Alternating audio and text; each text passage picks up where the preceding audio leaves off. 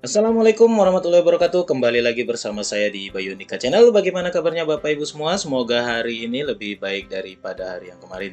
Baiklah Bapak Ibu, tanpa menunggu waktu yang berlama-lama, saya akan kembali menjelaskan terkait dengan panduan substansi teknis pengelolaan kinerja guru untuk versi dokumen Januari 2025 atau yang baru saja rilis dan kita kenal dan baru juga di launching terkait dengan EPKG.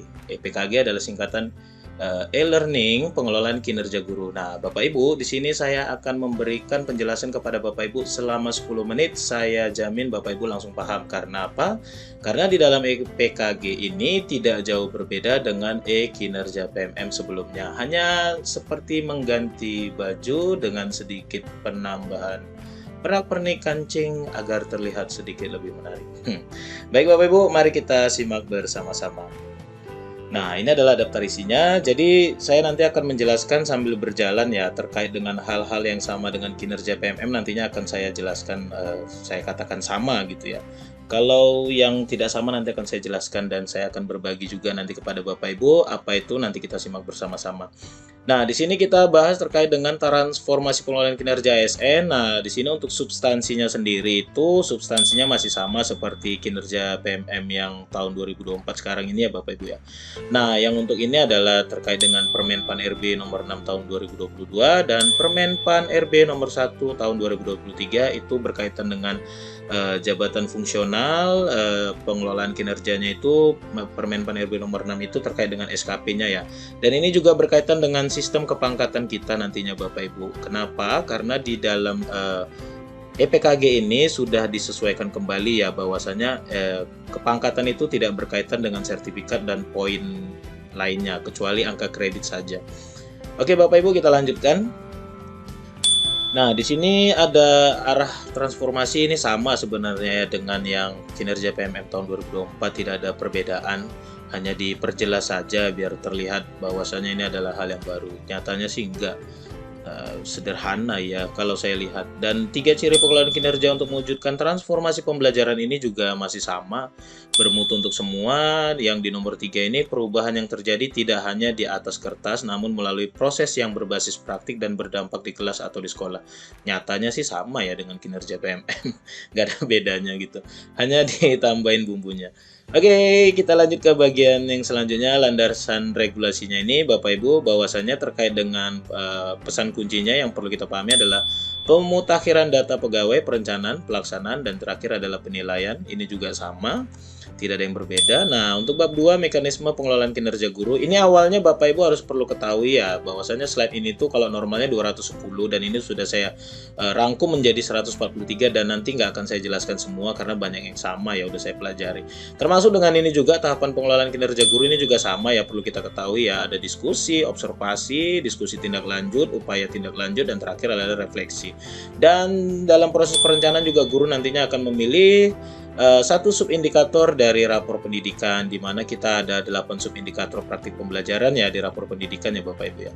Ini juga sudah saya jelaskan di channel saya juga sama dengan kinerja PMM sebelumnya. Tidak ada yang berbeda. Nah, di sini untuk penyesuaian terkait dengan mungkin Bapak Ibu banyak bertanya ya, seorang guru ASN mendapatkan penugasan sebagai pelaksana tugas kepala sekolah itu nantinya dia SKP-nya itu sebagai PLT tetap dilaksanakan sampai dengan tahap penilaian kinerja di aplikasi Kemendikbudrismen untuk mendapatkan predikat kinerja gitu ya. Jadi mengerjakan seluruh SKP juga. Untuk predikat kinerja yang dialirkan ke e-kinerja BKN dan dikonversi menjadi angka kredit adalah predikat kinerja tahunan gitu ya pada jabatan definitif sesuai dengan ketentuan peraturan perundang-undangan. Nah, kalau yang ingin mendapatkan angka kredit full, dia memang harus SKP-nya SKP full dalam 1 tahun. Tapi jika kekurangan angka kreditnya sedikit, itu bisa mengajukan angka kredit per bulan ya sesuai dengan kebutuhan nanti di e-kinerja BKN itu berkaitannya, bukan di sini gitu ya Bapak Ibu. Nah, ini kalau seorang pegawai ASN diperbantukan di sekolah swasta, maka dia tidak perlu lagi mengerjakan pengelolaan kinerja di PMM ini masih ada gitu ya.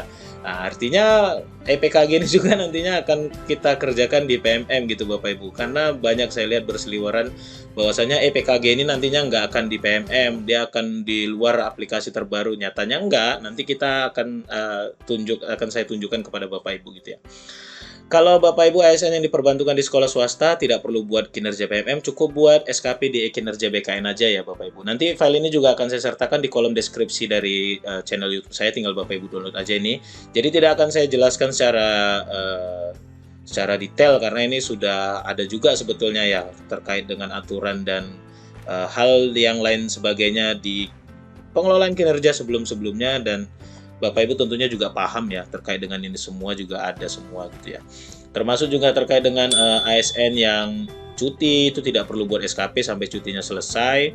Terus kalau ASN yang bekerja di Sekolah Indonesia di luar negeri atau SILN ya, SILN biasanya orang bilang, itu mereka tidak perlu tidak perlu melanjutkan pengelolaan kinerja PMM, jadi cukup buat kinerjanya itu di kinerja BKN SKP-nya gitu ya. Nah, ini juga kalau ASN-nya sedang belajar tugas, sedang tugas belajar, ya paham-paham aja, nanti juga ada ini semuanya halnya gitu ya. Dan kalau ASN yang resign atau pensiun tetap membuat SKP di PMM, tuh di PMM masih ada bahasanya. Jadi tidak ada yang berbeda, hanya di sini diperbarui sedikit. Jadi dibuat anjuran kalender implementasi pengelolaan kinerja gurunya mulai dari TW1, TW2, TW3, TW4. TW1 ngapain? TW1 itu di bulan Januari, Februari, Maret, guru itu melaksanakan tugas pokok, berdiskusi dengan kepala sekolah, menyusun SKP untuk 1 tahun, melaksanakan tugas pokok di Februari, berdiskusi dengan kepala sekolah untuk persiapan observasi praktik kinerja, dan menerima umpan balik hasil observasi dari kepala sekolah, dan Maretnya mulai melakukan kegiatan pengembangan kompetensi sesuai kompetensi yang dipilih. Nah, ini adalah tugas kepala sekolahnya. Selanjutnya kita lihat di TW2. Ini TW2-nya juga ada April, Mei, Juni, sama mirip, hanya sedikit penambahan dan perbedaan aja. Dan ini juga di TW3, Juli, Agustus, September, tidak ada yang berbeda. Di TW4 juga tidak ada yang berbeda. Artinya ini hanya anjuran ya, anjuran bahwasannya pengerjaannya itu ya bisa dilaksanakan per TW agar lebih mudah, tidak menumpuk di akhir. Tapi ya kembali lagi ke sistem, bagaimana sistem tata kelola dan manajemen sekolahnya Bapak Ibu. Kalau mau dirangkum dalam 1 TW juga bisa selesai sih sebenarnya. Karena yang saya pahami kalau kinerja ini ataupun EPKG ini itu tidak ada slide batasan ya. Beda dengan kinerja BKN, dia memang ada timeline batasannya. Kalau udah lewat tanggal sekian nggak bisa diproses lagi. Kalau masih tanggal sekian masih bisa. Kalau ini sih sepahaman saya, selama nggak habis dari Desember sih masih bisa gitu ya. Ada ketentuan-ketentuannya sederhana, masih bisa dilanjutkan. Oke, untuk bab 3 variabel pengelolaan kinerja gurunya ini sama, tidak ada yang berbeda. Peta perjalanan pengelolaan kinerja guru ini sama semua ya, sama seperti saya jelaskan. Ini juga ada upaya fokus peningkatan perilaku kerja berakhlak. Berakhlak ini dari BKN ya Bapak Ibu ya, Menpan RB gitu ya. Ini juga sama, tidak ada yang berbeda. Pelaksanaan tugas pokok. Nah, ini tugas pokoknya adalah guru melaksanakan tugas pokok 5M serta dokumen akuntabilitas yang perlu dikonfirmasi oleh kepala sekolah. Dokumen akuntabilitas bukanlah tambahan dokumen baru. Jenis dokumennya berupa kurikulum satuan pendidikan, rangkuman kehadiran guru, surat tugas atau surat keputusan untuk tugas tambahan sehari-hari. Nah, ini semua sudah ada sama seperti periode ataupun kinerja PMM yang sekarang 2024, jadi nggak ada yang berbeda, hanya diperjelas di sini aja sih tugas pokok guru itu 5M. Apa saja sih tugas pokok guru itu yang 5M? Nanti saya jelaskan. Untuk dokumen KWSP ini nanti silakan Bapak Ibu kumpulkan, tapi ini adanya dari kepala sekolah ya, dari sekolah. Termasuk rangkuman kehadiran guru ini juga dari sekolah. Di channel saya, di YouTube saya juga ada, ini udah tinggal Bapak Ibu download dan sesuaikan surat keterangan tugas atau surat tugas tambahan nih, SK Bapak Ibu. Misalnya Bapak Ibu guru yang diperbantukan sebagai kepala perpustakaan, kepala laboratorium, waka kurikulum, waka kesiswaan, dan lain sebagainya gitu ya. Nah, selanjutnya kalau SK-SK itu silahkan diminta agar nanti dapat menjadi pendukung ya Bapak Ibu.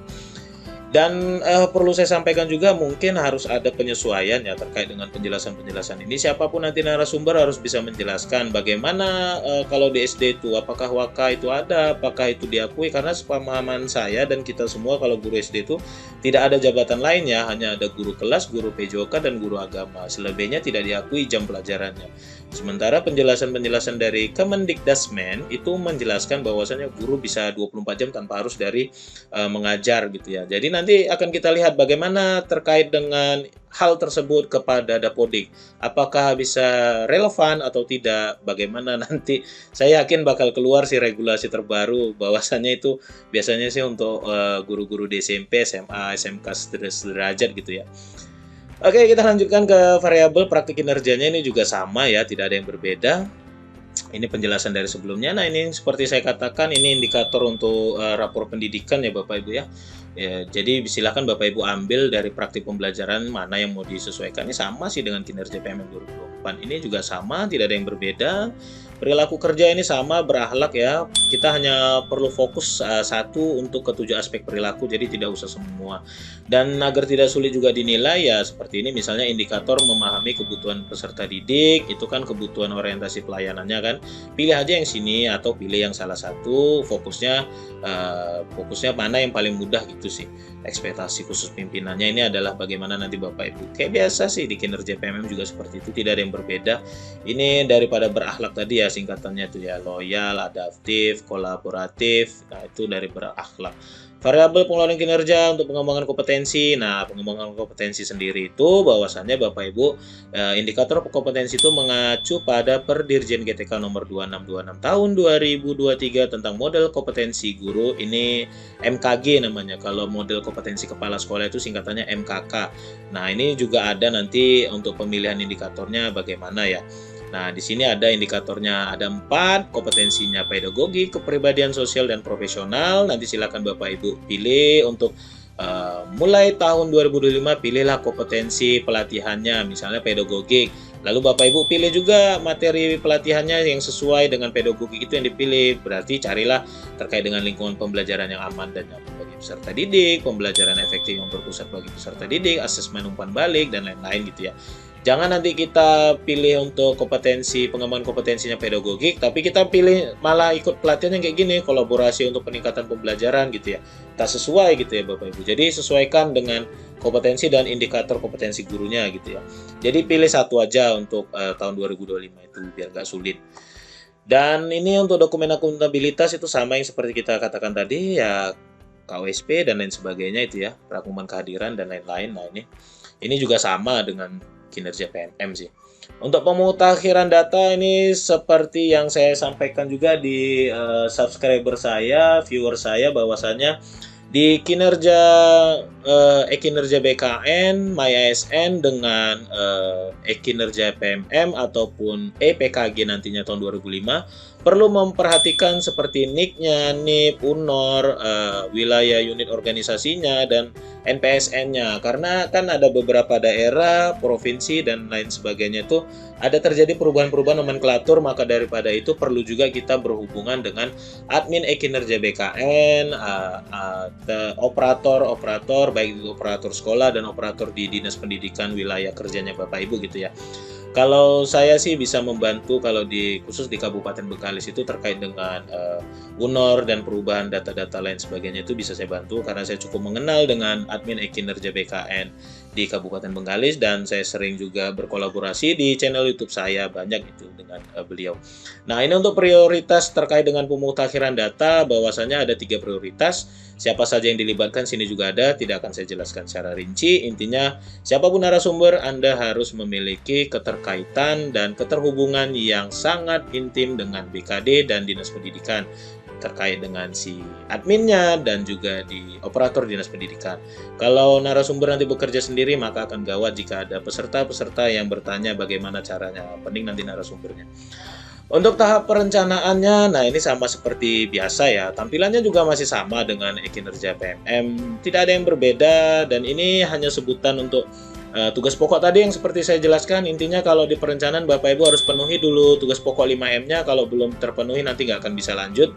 Dan apa aja sih tugas pokok guru 5M itu? Yaitu merencanakan, melaksanakan, dan menilai pembelajaran atau pembimbingan, membimbing dan melatih peserta didik, serta melaksanakan tugas tambahan yang melekat pada pelaksanaan kegiatan pokok sesuai dengan beban kerja. Nah, ini kebanyakan yang masih kita bingung kan. Biasanya di guru SD itu ya nggak ada dihitung lain-lain JP-nya. JP-nya hanya mengajar 24 JP. Masalahnya kalau JP-JP yang lain itu nggak bisa masuk ke Dapodik dan nggak sinkron. Kalaupun bisa masuk, nanti sewaktu di validasi tidak valid gitu ya. Itu akan mempengaruhi ke dalam sertifikasinya Bapak Ibu. Jadi berhati-hati jika Bapak Ibu mendapatkan tugas tambahan khusus di sekolah dasar. Tanya dulu ke operator sekolahnya, kira-kira ini nantinya bisa valid tidak. Kalau tidak valid, ya tugas tambahan itu melekat tapi tidak bisa masuk ke dalam Dapodik. Beda dengan SMP dan SMA. Memang mereka tuh ada khusus bidangnya masing-masing gitu ya.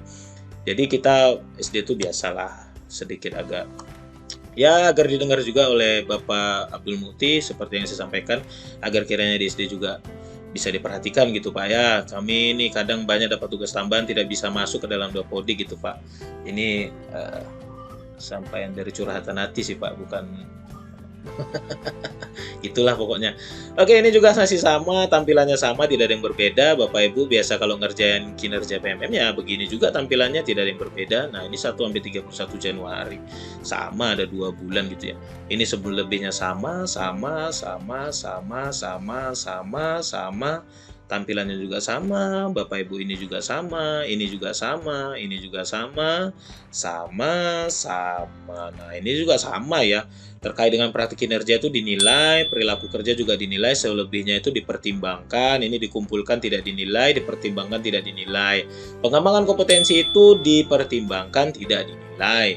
Dikumpulkan, akuntabilitasnya juga tidak dinilai. Kenapa? Karena ke dalam PNS sendiri untuk sistem kepangkatan itu ya seperti kita pahami, kalau pengembangan kompetensi itu tidak masuk lagi angka kreditnya. Jadi angka kreditnya itu hanya adalah dari kinerja kita ya. Kalau kita punya SKP mengajar dalam 1 tahun ya itu aja dihitung nanti angka kreditnya. Tapi kebutuhan Bapak Ibu untuk sertifikat itu tetap ada nanti. Kalau di MySN itu namanya untuk kebutuhan IPASN gitu ya. Oke, kita lanjutkan. IPASN itu dari Indeks Profesionalitas Aparatur Sipil Negara, baik PNS maupun P3K. Nah, ini juga sama tampilannya, tidak ada yang berbeda, sama. Ini juga sama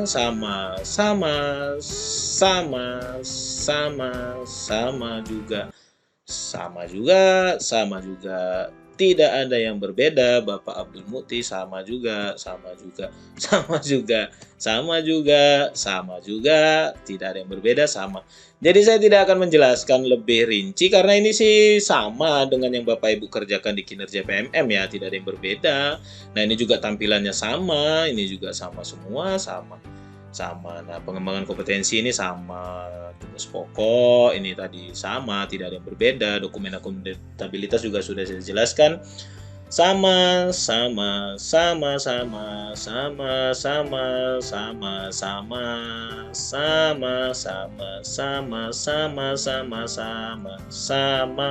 Tidak ada yang berbeda. Ini juga sama tampilannya, ini juga sama semua ya Bapak Ibu. Tidak ada yang berbeda. Jadi Bapak Ibu hanya diperkenalkan dalam EPKG ini terkait dengan itu aja sih, pengembangan kompetensi, bahwasannya tidak lagi untuk ini nanti dokumen evaluasinya Bapak Ibu kalau udah punya sama dengan kinerja PMM, nggak ada yang beda ya.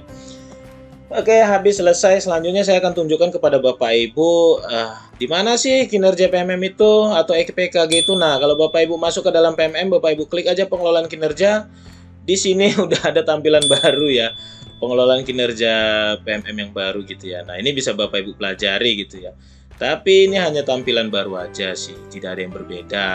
Intinya sama. Kalau Bapak Ibu mau nengok pengelolaan kinerja ini, klik, nanti langsung keluar tampilannya EPKG ini, klik ya sama. Kalau ini saya ya gitu sih belum dinilai, masih 75%. Makanya viewer saya, subscriber saya tanyain, "Pak, kapan 100%-nya punya Pak Bayu?" Belum, karena punya saya belum dinilai. Gitu ya. Sama tampilannya juga masih sama. Nanti paling hanya ada beberapa tambahan-tambahan sedikit.